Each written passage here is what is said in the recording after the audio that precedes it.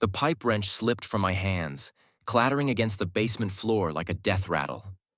Above me, through the thin floorboards of our Victorian home, I could hear my wife Sarah's voice floating down like poison honey. "He's too old to notice a thing, Janet. Honestly, at 47, he moves like he's 70. I'll get the house in the divorce, and Richard can finally move in properly. David will be lucky if I let him keep that mangy dog." I pressed my back against the cold stone foundation, my heart hammering against my ribs. Sarah's laughter tinkled through the ceiling, the same laugh that once made me fall in love with her 23 years ago. Now it sounded like breaking glass.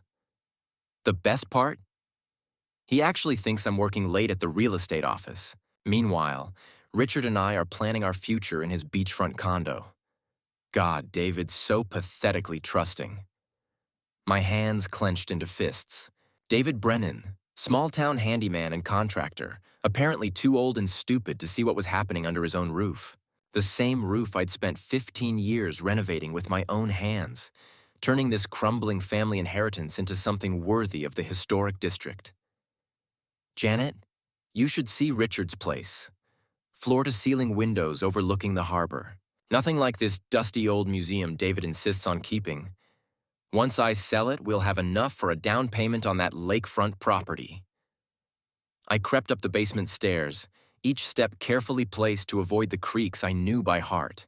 Through the crack in the door, I could see Sarah pacing the kitchen, her blonde hair perfectly styled even at 10 p.m., her real estate blazer still crisp after a long day at the office.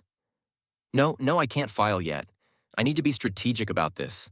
Richard says timing is everything in real estate and divorce. We'll wait until after David finishes the master bathroom renovation.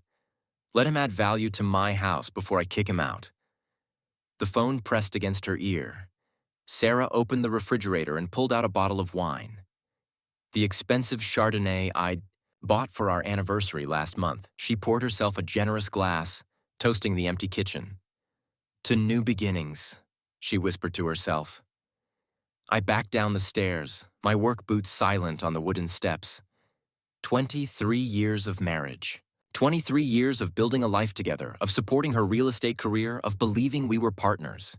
My workshop in the basement suddenly felt like a tomb, filled with tools and half-finished projects that would soon belong to someone else. The workbench held my phone, and with trembling fingers, I scrolled through Sarah's recent activity. We'd shared phone plans and passwords for years. Another sign of my pathetic trust, apparently. Her text messages painted a picture that made my stomach turn. Sarah to Richard. "He's downstairs playing with his little tools again. Coast is clear for tomorrow night." Richard to Sarah. "Can't wait to christen every room of that house once it's ours. Starting with his precious workshop." Sarah to Richard. LOL. "I'll make sure to leave his tool belt on the bed when I serve the papers. Think he'll get the message?" The messages went back months. Detailed plans about selling the house, dividing assets, even discussions about which of our mutual friends would obviously side with Sarah in the divorce. My name appeared throughout their conversations like a punchline. Boring David, clueless David, poor old David. But the message that stopped my blood cold was from 3 days ago. Sarah to Richard. "Talk to Janet about the house situation. She says I should push for a quick sale before David can fight it." Apparently her cousin went through something similar. The key is moving fast and keeping him confused about his rights. Richard to Sarah. "Smart woman, that Janet. Remind me to thank her properly when this is all over." Janet Morrison. Sarah's best friend since college, the one who'd been coming to our house for dinner every Sunday for the past 5 years. The one I'd helped move 3 times, whose deck I'd rebuilt for free last summer, who called me the brother she never had. I set the phone down carefully, my hands steadier now. The initial shock was wearing off, replaced by something colder and more dangerous. Sarah thought I was too old to notice, too trusting to fight back, too simple to outmaneuver her and her real estate mogul boyfriend. Upstairs, I could hear her ending the call. "Love you too, Janet. See you tomorrow for lunch. We'll finalize the timeline." Footsteps crossed the kitchen floor, heading toward the living room where she'd probably settle in with her wine and her laptop, maybe video chatting with Richard about their bright future in my house. I looked around my workshop, 30 years of accumulated tools, projects, memories. The hand-carved jewelry box I'd made for Sarah's 40th birthday sat on a shelf, gathering dust. She'd never worn any of the necklaces I'd stored inside it. "Too old to notice," I whispered to the empty basement. "Let's see about that." I pulled out my phone and opened the voice recording app.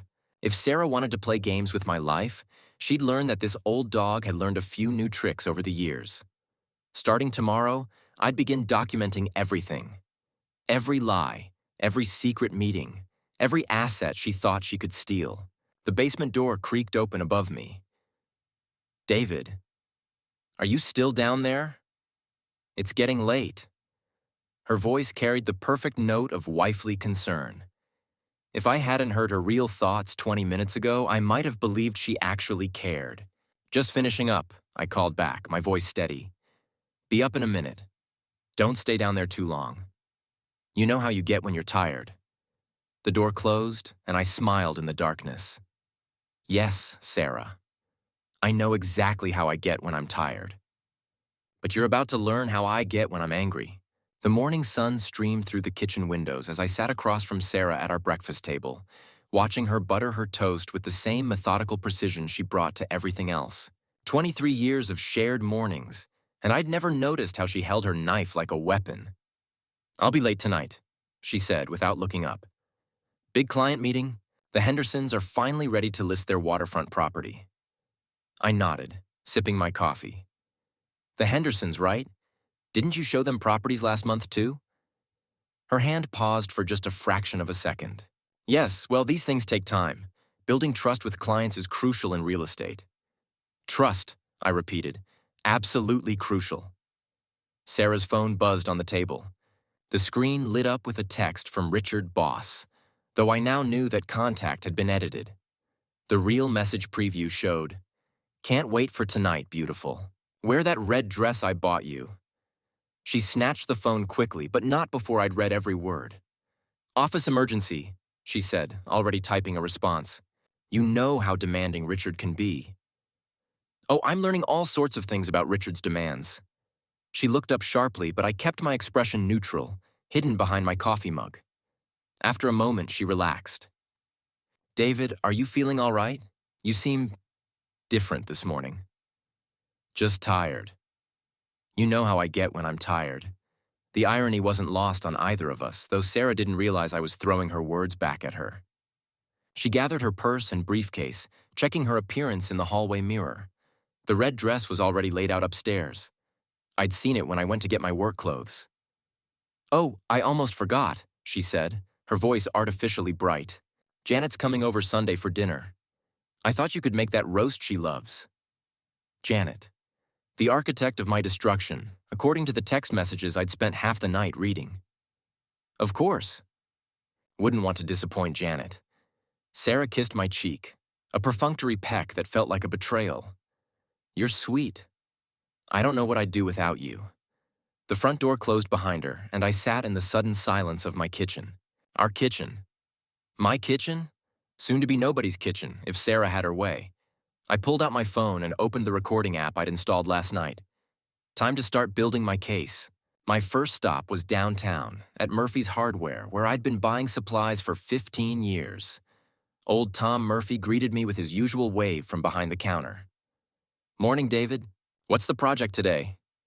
"Actually, Tom, I need to ask you something. Hypothetically speaking, if someone wanted to document property improvements for legal purposes, what kind of records would be most useful?" Tom's weathered face creased with concern. "Legal purposes? Everything all right at home?" I'd forgotten how quickly news traveled in a town of 8,000 people. "Just being cautious. You know how it is." "Well," Tom said, lowering his voice, "my nephew went through a nasty divorce 2 years back. Judge wanted receipts for everything. Materials, labor, improvements, photos with timestamps. The more documentation, the better." He leaned across the counter.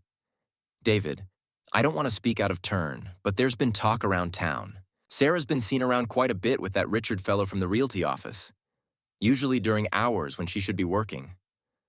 My stomach clenched. "Talk? You know how people gossip. Probably nothing to it.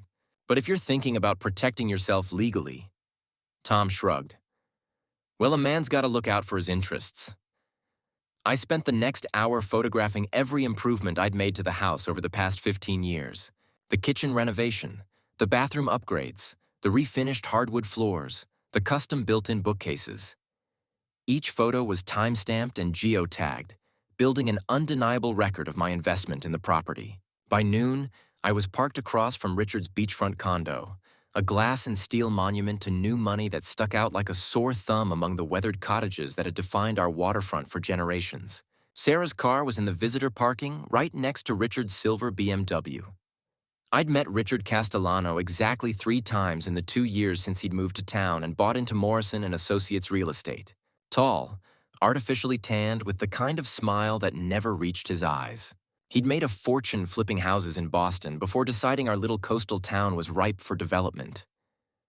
Through the floor-to-ceiling windows Tom had mentioned, I could see 2 figures moving around the living room. Sarah's red dress was unmistakable, and Richard's hands were all over it. The sight should have destroyed me. Instead, I felt that cold anger solidifying into something harder and more useful. I took photos from multiple angles, making sure the timestamp and location data would be embedded in each image. My phone rang.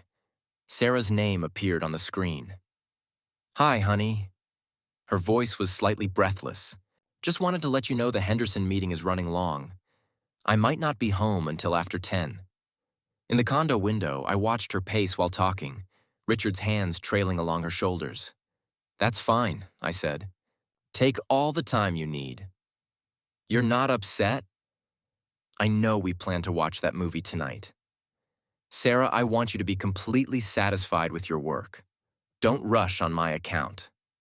She laughed, the sound carrying a note of relief.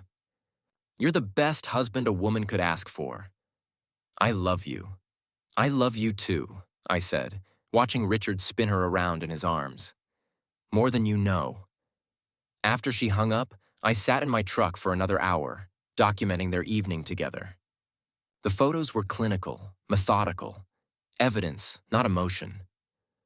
When Richard finally walked her to her car at 9:30, kissing her goodbye like they were teenagers, I followed her home at a distance. She arrived 15 minutes before I did, just enough time to change into her pajamas and settle on the couch with a cup of tea and her laptop.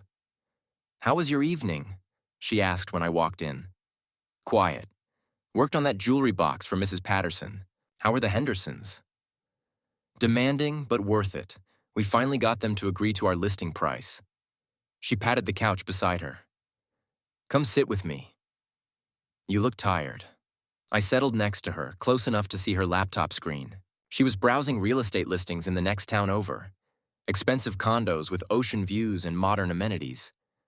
"Looking at the competition?" I asked. "Something like that." She closed the laptop quickly. "David, can I ask you something?" "Of course. If something happened to us, to our marriage, would you fight me on the house?" The question hung in the air between us like a loaded gun. This was it. The moment where I could confront her, demand the truth, maybe even salvage something from 23 years together. Instead, I took her hand in mine. "Sarah, this house is our life together. I can't imagine fighting you over anything that matters to you."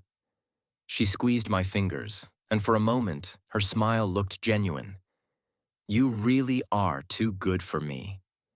I'm exactly what you deserve," I said. That night, lying in bed beside my cheating wife, I stared at the ceiling and planned my next moves. Sarah thought I was too old, too trusting, too simple to see what was happening.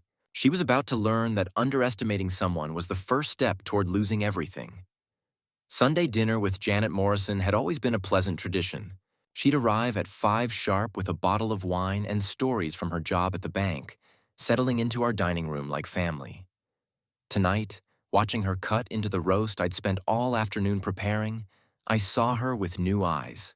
"This is incredible, David," Janet said, raising her glass of wine. "Sarah's lucky to have a man who can cook like this." "I'm lucky to have friends who appreciate it," I replied, my smile carefully neutral. Sarah beamed across the table. David's always been good with his hands. Haven't you, honey? The double meaning wasn't lost on any of us, though Janet was the only one who seemed uncomfortable. She'd been fidgeting since she arrived, checking her phone repeatedly and avoiding eye contact. So Janet, I said, cutting another slice of roast, Sarah tells me you've been giving her advice about real estate investments. Janet nearly choked on her wine. Oh, just general stuff. Market trends, timing, that sort of thing. Timing, I nodded. That's crucial, isn't it? Knowing exactly when to make your move. Sarah's foot found mine under the table. A warning tap that might have been playful in different circumstances. David's been asking a lot of questions lately. I think retirement is making him restless. Retirement? I laughed. I'm 47, Sarah. I've got at least 20 good years left in me. Of course you do, Janet said quickly. I just meant, what did you mean, Janet? The question hung in the air like a challenge. Janet's eyes darted to Sarah, looking for rescue that didn't come. I meant that you've worked so hard on this house, Janet finally said. Maybe it's time to enjoy the fruits of your labor. Travel, see the world. Sometimes a fresh start is exactly what a couple needs. A fresh start, I repeated. You mean like selling the house? Sarah's fork clattered against her plate. David, what's gotten into you? Janet was just making conversation. I stood up, walking to the kitchen window that overlooked our backyard. The garden Sarah and I had planted together 10 years ago was in full bloom, roses climbing the trellis I'd built with my own hands. You know what's funny? I said, not turning around. I was in the basement the other night, fixing that pipe, and I heard the most interesting conversation.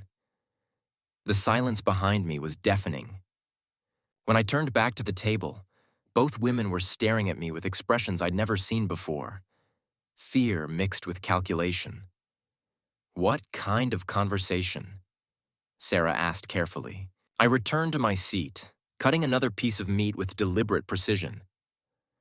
Oh, just talk about timing and fresh starts, and how some people are too old to notice what's happening in their own homes. Janet pushed back from the table. Maybe I should go. This feels like a private conversation. Sit down, Janet. My voice carried an authority that surprised all three of us. Janet slowly lowered herself back into her chair. See, here's what I find fascinating, I continued. For months, I've been the clueless husband, too trusting to see what's right in front of me, too old, too simple, too pathetic to fight for what's mine. Sarah's face had gone pale. David, I don't know what you think you heard. I heard my wife planning to steal my house and give it to her boyfriend. I heard my wife's best friend coaching her on how to move fast and keep me confused about my rights. I heard two women I trusted treating me like I was already dead. I pulled out my phone and set it on the table. With a few taps, Sarah's voice filled the dining room. He's too old to notice a thing, Janet. Honestly, at 47, he moves like he's 70. Janet's wine glass slipped from her fingers, shattering against the hardwood floor I'd refinished myself 3 years ago. Sarah lunged for my phone, but I was faster, pulling it out of her reach. There's more, I said conversationally. Hours of it. Phone calls, text messages, detailed plans about my future poverty and your bright new life with Richard. You've been spying on me? Sarah's shock was giving way to anger. Recording private conversations? That's illegal. Actually, it's not. I checked with a lawyer friend yesterday. Recording conversations in your own home is perfectly legal in this state, especially when those conversations involve plans to commit fraud. I stood up again, pacing to the built-in china cabinet I'd installed as a surprise for Sarah's birthday 5 years ago. Every piece of furniture in this room bore my fingerprints, my sweat, my love. Fraud? Janet's voice was barely a whisper. Forging signatures on property documents, moving assets without spousal consent, conspiracy to commit theft. My lawyer was very interested in the evidence I've collected. Sarah was on her feet now, her face flushed with fury. You bastard!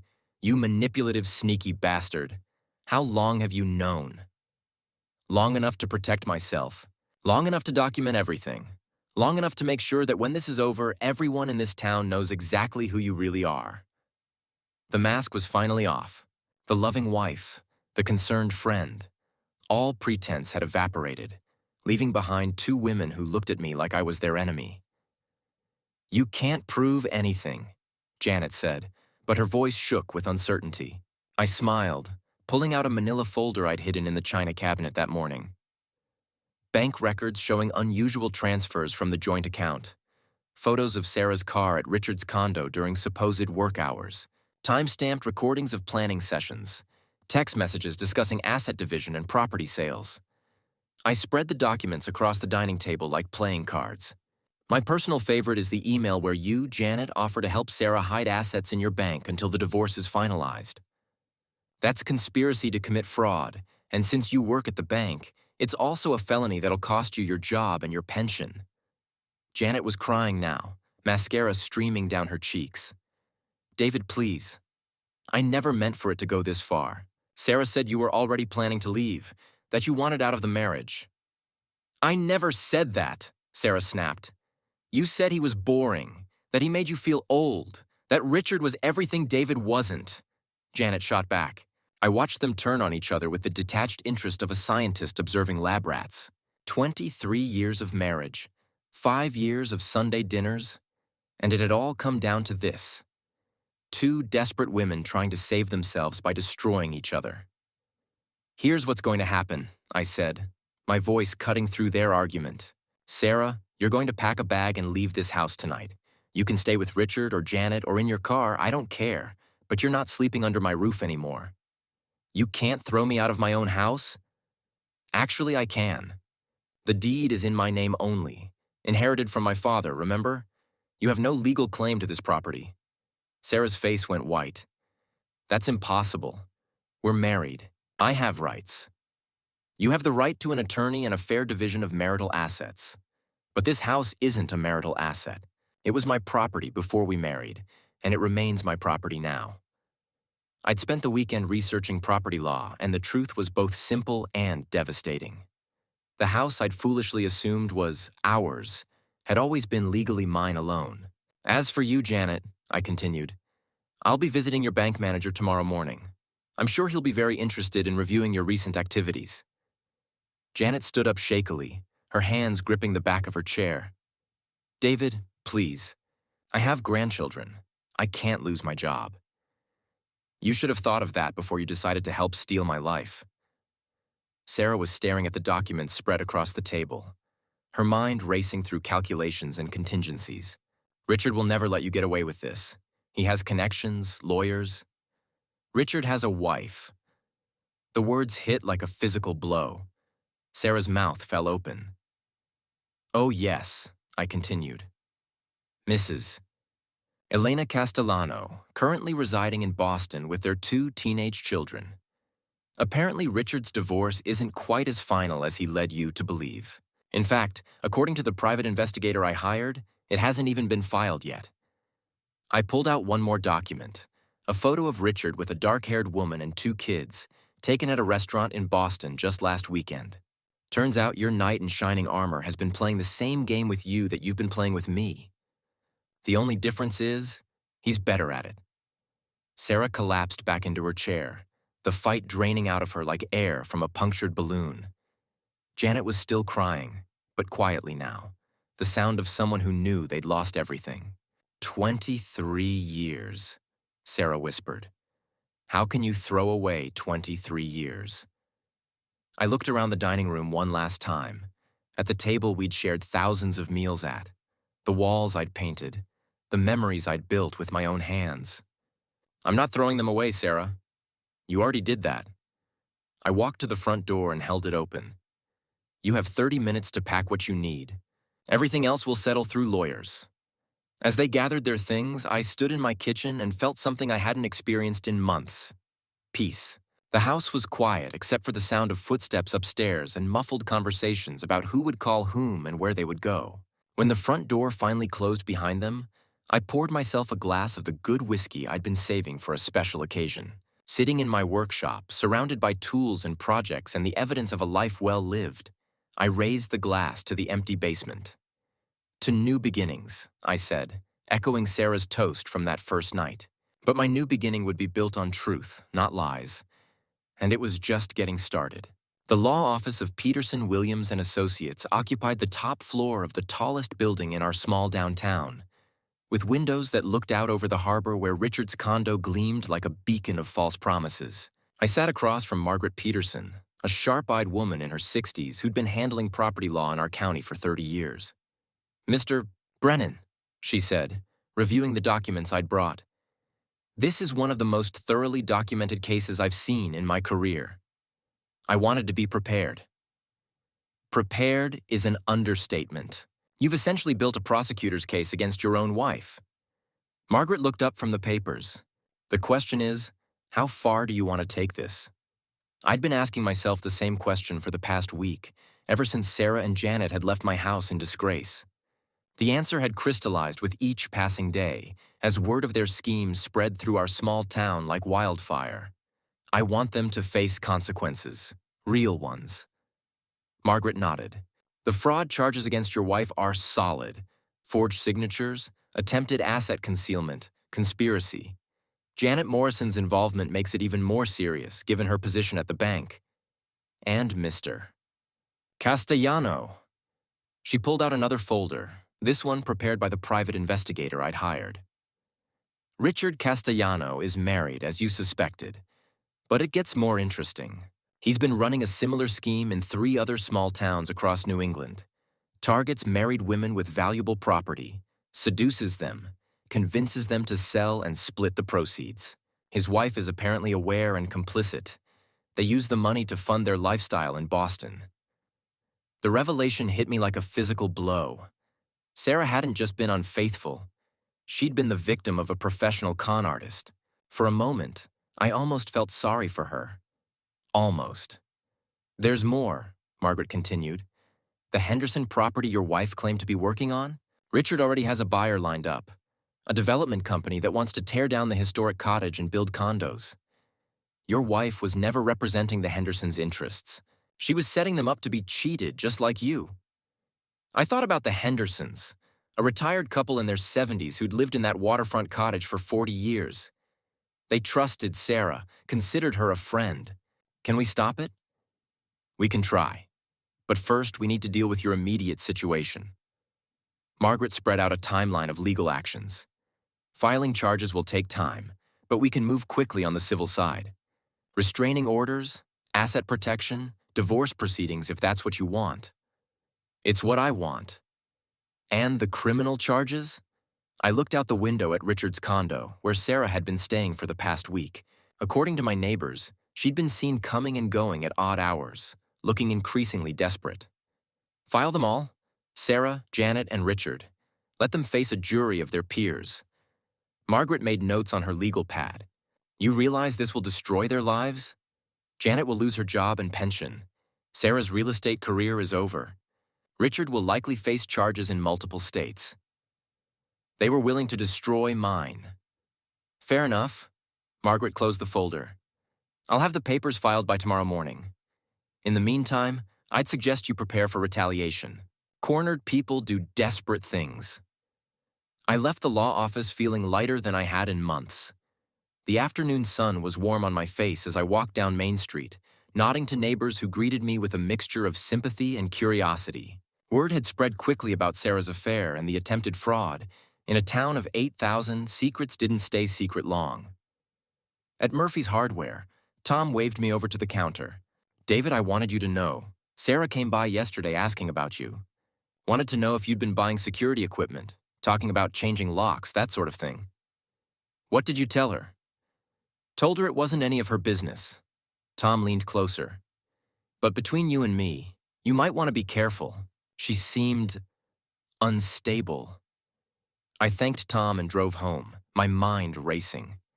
Sarah was getting desperate, which made her dangerous. I'd changed all the locks after she left, but there were other ways she could cause trouble. The house felt different now, larger somehow, as if removing the lies and deception had physically expanded the space.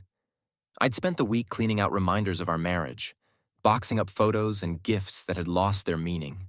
The red dress Sarah had worn to meet Richard was still hanging in the bedroom closet, and I'd left it there as a reminder of how completely I'd been fooled. My phone rang as I was making dinner. The caller ID showed my daughter Emma's number, and my stomach clenched. Emma was a sophomore at the state university 3 hours away, and I'd been dreading this conversation. "Dad?" Her voice was shaky, confused. "I just got off the phone with Mom. She's saying some crazy things about you spying on her, recording her conversations, trying to steal the house. What's going on?" I sat down heavily at the kitchen table. Emma was the one innocent victim in this whole mess, and I'd been struggling with how much to tell her. "Your mother and I are getting divorced, Emma. It's complicated. She says you've lost your mind, that you're making up stories about her having an affair. Dad, please tell me this isn't some kind of midlife crisis thing." The pain in her voice nearly broke my resolve. Emma adored her mother, had always seen Sarah as the sophisticated, successful parent, while I was just the guy who fixed things around the house. "I have recordings, Emma, photos, bank records. Your mother has been having an affair with her boss for months, and they were planning to sell the house and disappear together." Silence on the other end of the line. When Emma finally spoke, her voice was barely a whisper. "That's impossible. Mom loves you. She's always talking about how lucky she is to have you. People change, sweetheart. Or maybe we just finally see who they really were all along. I don't believe you." Her voice was getting stronger, angrier. "You're trying to turn me against her." This is exactly what happens in ugly divorces. Parents make their kids choose sides. I'm not asking you to choose sides. I'm asking you to look at the evidence. I don't want to see your evidence. I want my parents to act like adults and work this out. The line went dead. I stared at the phone, feeling like I'd just lost the most important person in my life. Sarah's poison was spreading, turning even Emma against me. But I couldn't back down now. Too much had been revealed. Too many lines had been crossed. Tomorrow, the legal machinery would start grinding, and there would be no going back. I spent the evening in my workshop, building a new jewelry box for Mrs. Patterson. The familiar rhythm of measuring, cutting, and sanding helped quiet my mind. When I finally went to bed, the house felt peaceful for the first time in months. I was awakened at 3 a.m. by the sound of breaking glass. Grabbing a flashlight and a baseball bat, I crept downstairs to investigate. The kitchen window facing the backyard had been shattered, and shards of glass littered the floor. A rock the size of a softball sat in the middle of the debris, with a note tied around it. I unfolded the paper, recognizing Sarah's handwriting immediately. "This is just the beginning. Drop the charges or it gets worse." I called the police, but by the time they arrived, whoever had thrown the rock was long gone. Officer Martinez, a young cop I'd known since he was a kid, took photos and filed a report. But we both knew the chances of finding evidence were slim. "Mr. Brennan," he said as he prepared to leave, "I'd suggest installing some security cameras, and maybe staying somewhere else for a few nights until things cool down." But I wasn't going anywhere. This was my house, my life, my stand against the people who'd tried to steal everything I'd worked for. I spent the rest of the night boarding up the broken window and planning my next move. Sarah wanted to escalate? Fine. She was about to learn that I could play hardball too. The war was just beginning.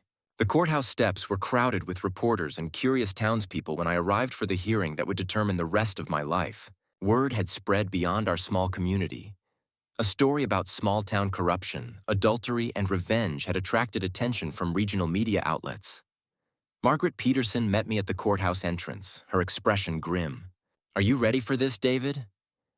Once we walk through those doors, there's no going back. I looked up at the granite facade of the building where justice was supposed to be served. I've been ready for weeks. Inside, the courtroom was packed. I spotted Sarah sitting with her attorney, a slick-looking man from Boston who specialized in damage control. She'd lost weight since leaving the house, and her usually perfect hair looked limp and lifeless. Richard sat 3 rows behind her, pointedly not making eye contact. Janet Morrison was notably absent. She'd been fired from the bank the day after the charges were filed and was reportedly staying with relatives in another state. Judge Patricia Hawkins called the court to order, and Margaret stood to present our case. The evidence was overwhelming. Recordings, photographs, bank records, testimony from witnesses who'd seen Sarah and Richard together. The forged documents were particularly damning, with handwriting experts confirming that Sarah had practiced my signature multiple times before attempting to use it on property transfer papers. Sarah's attorney tried to paint me as a vindictive husband who'd entrapped his wife, but the facts spoke for themselves. When Margaret played the recording of Sarah's phone conversation with Janet, the one where she'd called me too old to notice anything, several jurors visibly winced. The real bombshell came when Margaret called Elena Castellano to testify via video link from Boston. Richard's wife was an elegant woman in her 40s, and she spoke with the calm precision of someone who'd been through this before. "My husband has been running variations of this scheme for 5 years," she testified. "He targets women in small towns who have valuable property or access to assets. The pattern is always the same. Charm them, isolate them from their support systems, convince them to liquidate assets, then disappear." "And you were aware of this?" Margaret asked. "I was complicit," Elena admitted. "We used the money to maintain our lifestyle, send our children to private school, buy our house in Boston. I told myself the women were willing participants, that they were getting something out of the relationships too." "What changed your mind?" Elena looked directly at the camera. "When I learned about Sarah Brennan, I realized my husband wasn't just stealing money. He was destroying families. Mrs. Brennan has a daughter in college, a husband who loved her, a life that meant something. Richard was going to take all of that and leave her with nothing, just like he'd done to the others." The courtroom was silent as Elena's testimony continued. She provided details about Richard's previous victims, bank account numbers where the stolen money had been deposited, even recordings of Richard bragging about his conquests. When she finished, Richard's face was ashen. His attorney requested a recess, and I watched as he was led away in handcuffs. There were warrants waiting for him in 3 other states. Sarah's attorney made one last desperate attempt to portray her as a victim of Richard's manipulation, but the judge wasn't buying it. "Mrs. Brennan," Judge Hawkins said, "you may have been deceived by Mr. Castellano, but you made a conscious choice to betray your husband's trust and attempt to steal his property. The evidence shows careful planning and deliberate fraud." The gavel came down with finality. Sarah was sentenced to 2 years probation and ordered to pay restitution for the attempted fraud. More importantly for me, the divorce was granted with a complete vindication of my claims. As we filed out of the courtroom, Sarah caught up with me in the hallway. "David, please," she said, her voice breaking. "I know I made mistakes, but we can fix this. Richard lied to me, manipulated me. I never stopped loving you. I looked at the woman I'd been married to for 23 years and felt nothing but pity.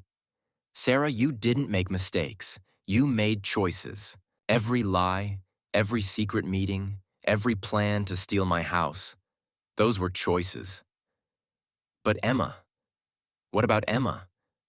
She needs both her parents. Emma needs parents she can respect. You destroyed that when you decided I was too old and too stupid to matter." Sarah's composure finally cracked. "I'm sorry. I'm so sorry. I don't know what I was thinking. Richard made me believe." "Richard didn't make you do anything. He just gave you permission to do what you wanted to do anyway." I walked away, leaving her crying in the courthouse hallway. Outside, Margaret was waiting with the final paperwork.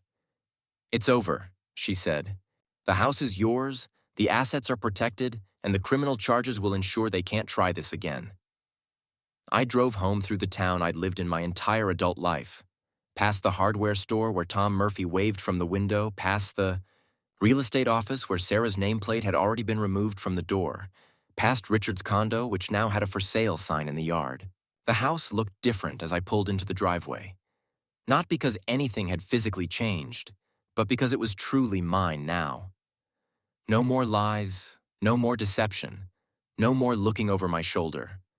I found Emma waiting on the front porch. "Dad?" She stood up as I approached, her eyes red from crying. "I owe you an apology." "You don't owe me anything, sweetheart." "Yes, I do. I called Mom after the hearing. She told me everything about Richard, about the money, about the plans to sell the house. I can't believe I didn't see it. I hugged my daughter, feeling like I'd won back the most important thing of all. She's still your mother, Emma. What happened between us doesn't change that. But it changes everything else, doesn't it? I looked at the house I'd spent 15 years renovating, the garden Sarah and I had planted together, the life I'd built with my own hands. No, I said finally. It doesn't change anything that really mattered. This house is still standing. You're still my daughter. I'm still the same man I always was. Just not too old to notice what's happening around him? I laughed, the first genuine laugh I'd had in months. Definitely not too old for that. That evening, I sat in my workshop surrounded by tools and half-finished projects, listening to the sounds of my house settling around me. Emma was upstairs, back in her old room for the weekend, and the familiar creaks and sighs of the old Victorian felt like a lullaby. My phone buzzed with a text from Tom Murphy. Heard about the hearing. Justice served. First round's on me when you're ready. Another text, this one from Mrs. Patterson. The finished jewelry box is beautiful. Thank you for showing us all what integrity looks like. And finally, one from Margaret Peterson. Elena Castellano wants to thank you. Your case gave her the courage to testify against Richard in the other states. 4 more families are getting justice because of what you did. I set the phone aside and picked up a piece of oak I'd been saving for a special project. Tomorrow I'd start building something new. Maybe a dining room table to replace the one where Sarah and Janet had planned my destruction. Or a bookshelf for Emma's room, something that would last long after I was gone. They'd called me too old, too trusting, too simple to fight for what was mine. They'd underestimated the quiet strength of a man who'd spent his life building things to last. In the end, that had been their fatal mistake. The end. Don't forget to hit like, subscribe, and turn on the bell so you don't miss the next story. Write in the comments from which city you are watching.